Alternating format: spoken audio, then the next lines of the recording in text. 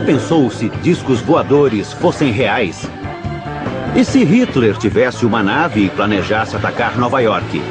E se os norte-americanos desenvolvessem um disco voador impossível de se detectar e a CIA utilizasse alienígenas invasores como disfarce para projetos militares ultra-secretos?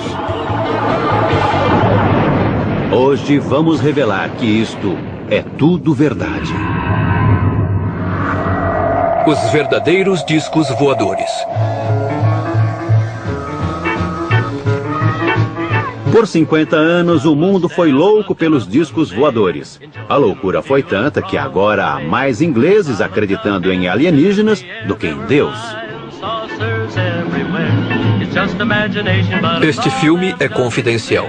A verdade é um pouco mais confusa. Discos voadores existem, mas eles não vêm direto do espaço cósmico. Surgem da Terra e dos lugares mais obscuros das pesquisas militares.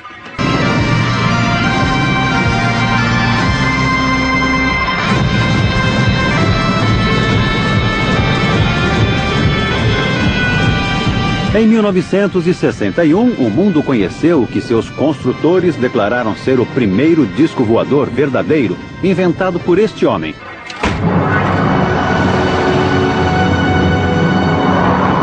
Tudo começou no ano de 1932, em Bucareste, quando este homem, um engenheiro de voo chamado Henry Coanda, fez uma extraordinária descoberta utilizando um objeto voador em forma de disco.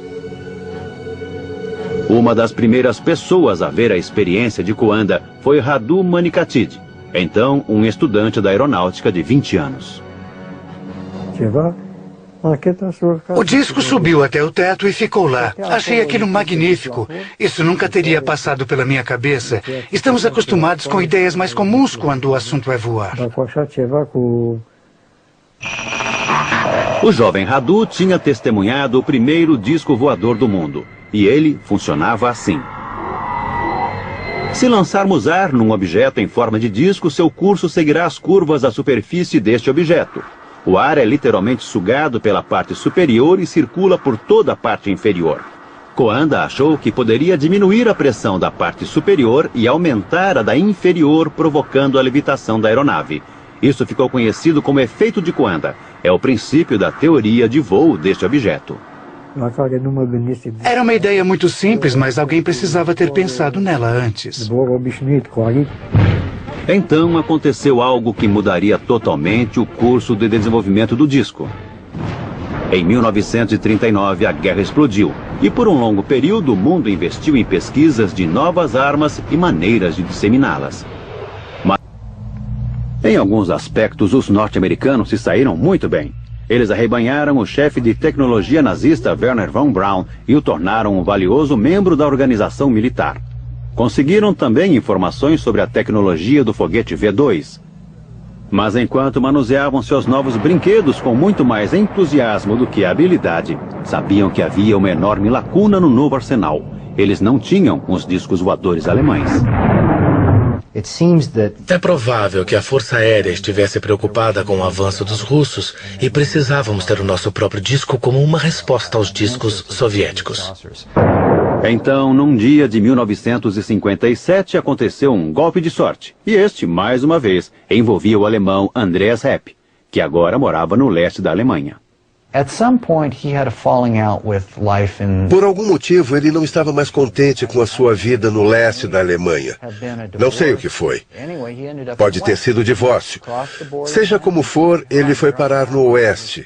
Ele atravessou a fronteira e disse: "Olá, aqui estou. Estava espionando para os soviéticos e quero dizer a vocês tudo o que sei."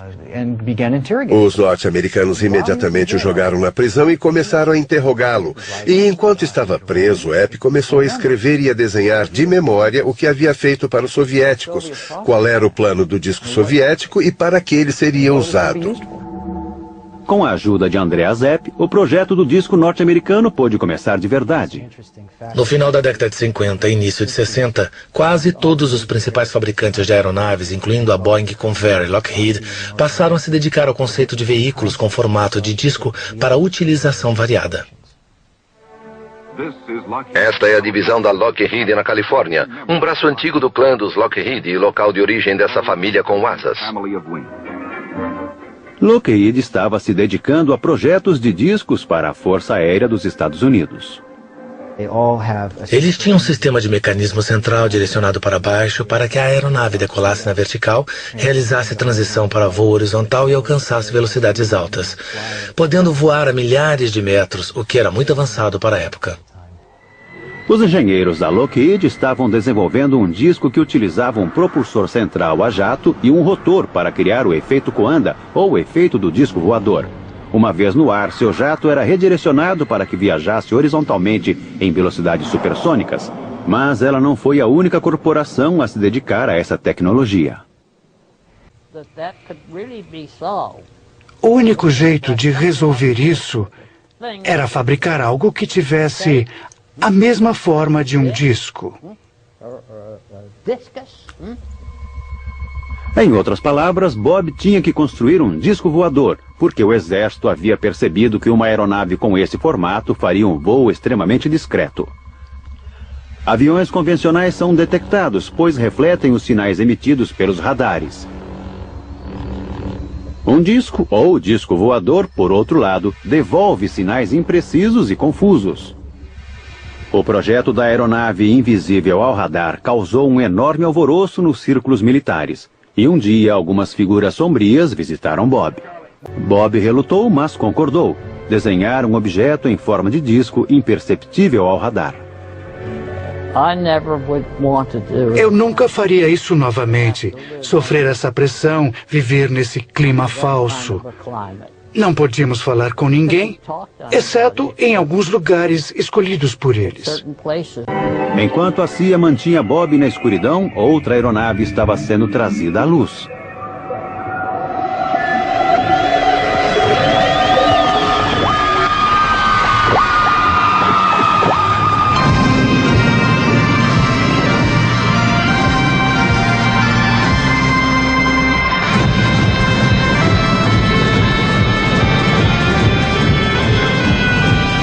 Em 1961, o mundo conheceu o que seus construtores declararam ser o primeiro disco voador verdadeiro, inventado por este homem, John Frost.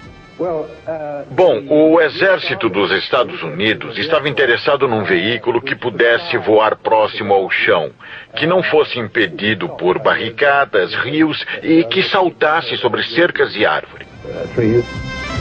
Entretanto, havia problemas concretos com o Avrocar, como recorda Doug Garland, um dos engenheiros de túnel aerodinâmico. Testamos o Avrocar numa passagem subterrânea, mas era muito estável. Se jogarmos um prato ou uma calota no chão, a tendência é ela girar dessa maneira. O Avrocar tinha esta tendência. Quando o Avrocar foi apresentado ao público, todo o projeto já havia sido abandonado. Na verdade, o Avrocar não era um disco voador. Era a primeira aeronave flutuante do mundo. Era praticamente um subproduto acidental de um projeto secreto e muito mais ambicioso que tinha tudo a ver com discos voadores. Uma pergunta, acredita em discos voadores? Não da maneira que as pessoas acreditam, que eles vêm de Marte ou de lugares como esse. Isso não. John Frost não acreditava em discos voadores vindos de Marte, mas acreditava neles porque, secretamente, estava construindo um. Este filme é confidencial. Desenvolvimento de disco voador. Avro. Esse filme nunca havia sido visto pelo público. Foi feito estritamente para umas poucas pessoas do Exército. Ele registra o trabalho da equipe dos projetos especiais ultra-secretos Avro, liderado por John Frost.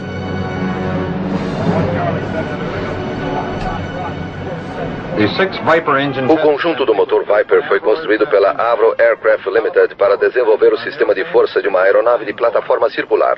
Ele é constituído por uma estrutura com 6 divisões, excluindo a asa externa, a cabine de comando, vias de entrada de ar e os controles de voo. Frost estava construindo um disco voador supersônico com a potência de um enorme jato.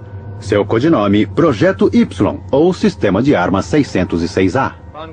No final, eles perceberam que haviam conseguido um considerável avanço para o advento do disco voador. E também recorreram à tecnologia do disco alemão. John Frost tinha conhecimento das pesquisas sobre desenvolvimento de discos voadores realizadas pelos alemães na época da guerra. Elas eram possivelmente a base do que ele presenciou pelo mundo como sendo discos reais. Isso foi numa época em que a CIA estava financiando um projeto de disco com um conceito muito parecido com o que ele tinha em mente. O exército estava entusiasmado com a visão que Frost apresentou. O projeto secreto original demonstrava que o disco poderia voar mais alto e rápido do que qualquer outra aeronave ou sistema de armas até então disponíveis. Os documentos da Força Aérea sobre o objetivo do disco são ambíguos. Eles mencionam que ele poderia ser utilizado como um sistema de reconhecimento de armas especiais. Se tivesse o desempenho que a Avro achou que pudesse alcançar, o disco seria capaz de escapar de qualquer defesa e atacar impiedosamente qualquer outra aeronave. Entusiasmado, o exército injetou quantias enormes de dinheiro no projeto. O grupo de projetos especiais tornou-se com isso uma entidade. Conseguiram um lugar na área de teste de voos e começaram a se dedicar ao que Frost via como uma forma ideal, um disco voador completamente circular. Eu não tinha ideia de que pudesse existir algo como grupo de projetos especiais, porque tudo era considerado ultra secreto.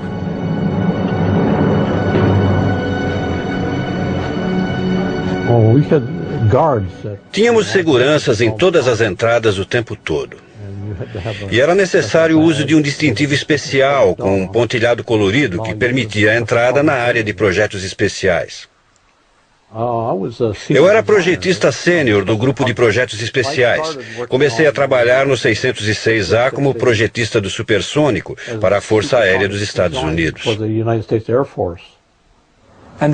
E o projeto foi de fato o mais ambicioso criado por projetistas da aviação. Uma aeronave com a fuselagem inteiramente fechada, um disco voador.